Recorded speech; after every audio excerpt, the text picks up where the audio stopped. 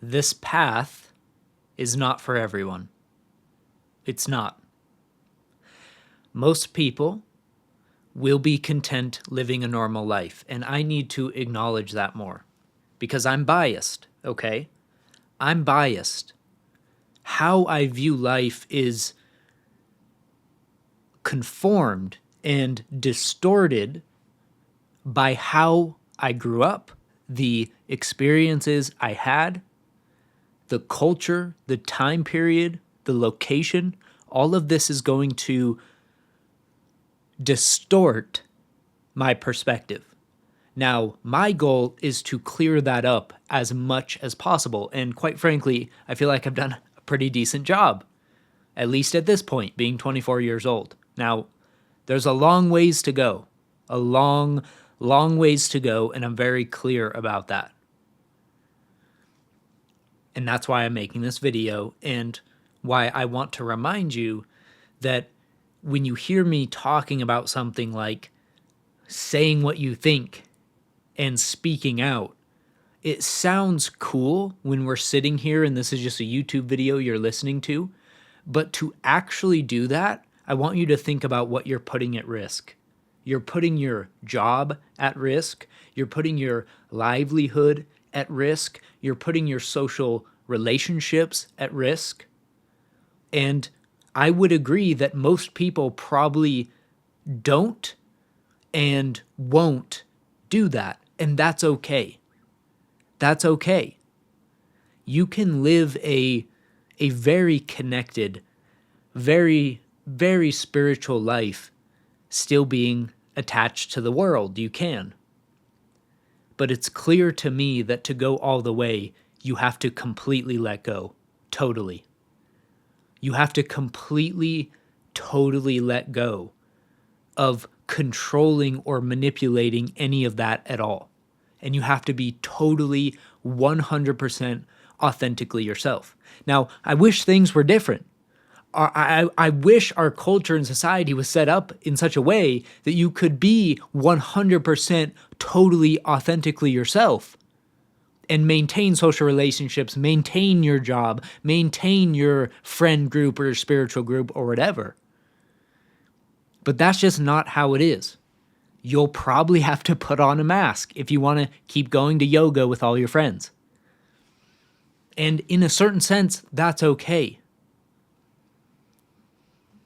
So I just want to remind you of that there's real costs to walking a true spiritual path. And I'm going to start calling it true spirituality because there is a distinction. There's a true path. And it requires letting go completely. Totally. That's why the archetype of the mystic, the archetype of the sage, is literally the one that goes off alone. While the herd is going down the highway, you make a sharp right turn because you see a little glimmering light in the forest. There's no path. There's nothing in front of you. You just see the light. You sense that that's a direction you need to go, and you go that direction. But notice, you have to give up the highway. You have to give it up. Now, what does that mean? Does that mean that you quit your job, you give away your life savings? No. That is a naive, childish interpretation of the deeper spiritual truth of letting go. That's like you're trying to make it happen. That's not true letting go. And what's sort of weird is that when you truly let go and you're totally yourself and you risk all of the things you're attached to, a lot of those things stay. A lot of the people you thought maybe would leave, they actually they kind of get it. And you're kind of shocked that they kind of get it. And then they're kind of with you. You raise them up. And in doing so, they raise you up by being by your side. So you don't know you don't know. That's the whole point, is that it's the unknown. It's the forest off the highway. That's the whole point. You don't know. But you know and intuit that there's a direction there's a light, and you follow that light, and you just follow it. You follow it, you follow it, you follow it, you follow it. In every circumstance, every moment, follow the light, follow the light, follow the light, follow the light.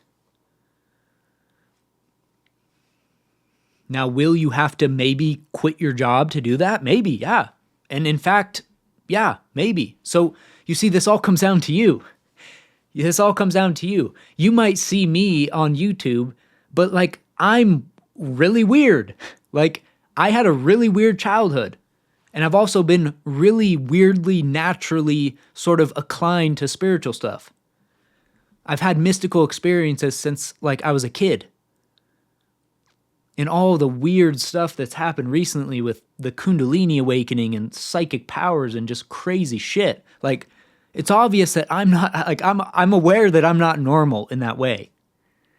And I know that most of you probably are, but at the same time, if you're watching this video, are you really? Or do you see that light off of the highway? Well, you probably see the light, you're probably on the highway, and you're probably like, should I follow that? Should I follow that? I see this crazy ass idiot, 24-year-old American on YouTube doing it, but like, is he just full of shit, or like, is there something there, right? Like, you're kind of on like the edge of the road. You're like thinking about it. And that's why it's your decision. It's your decision. I'm not telling you that you have to follow me and believe me. That's not what I'm saying. I'm basically making videos. Well, first of all, for like my younger self, which is kind of weird, that's sort of like how I frame this. But in this analogy, I'm making videos for like the few people that are like in the forest already, and the few people that kind of like watched me go off the highway and now they're in the forest as well. That's kind of who I'm making videos for. If you're on the main super highway, my videos won't resonate with you. And that's fine. That's fine. I don't need the entire world to worship me. I'm not trying to start a religion or be a guru. I just see the light. And I know other people see it as well. I know they see it. Because it's real. It's realer than the mass psychosis highway. And I poke fun at it, but look. Our family members, our friends, and really all of us are going to have to sort of be pushed through this thing. But to me, there's a total transcendence of it. Like, that's totally possible. And then that's where it gets weird, where it's like when you transcend it, when you go off into the forest and search for the light, and you find the light, what is there left to do but come back to the mass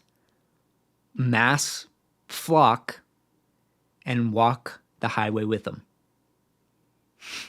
Because if you find the light in the forest, or maybe it was just a hallucination, maybe you just took some psychedelics and it was, that was nothing.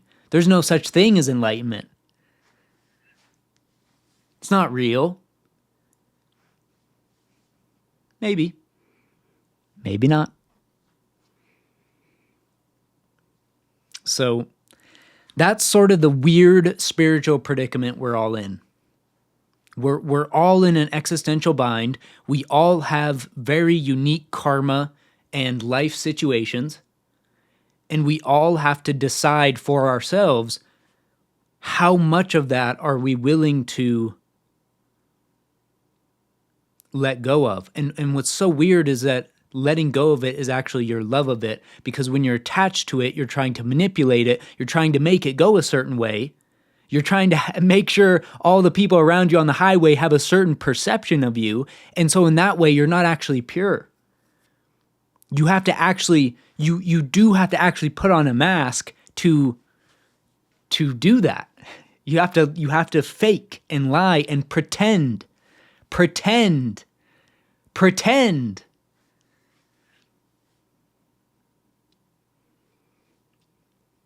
Or if you don't want to pretend, you don't have to. So the choice is yours. I can't make the choice for you. I can't. All I can do is make that choice for myself, report back, basically document the journey. And if you want to walk off the highway, go explore the forest, go look for that weird little light you saw at the corner of your eye, why would I stop you? In fact, I would think that's pretty cool.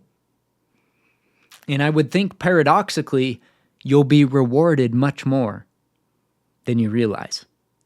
Much more than you ever would have been rewarded if you kept going the path you were. So the choice is yours.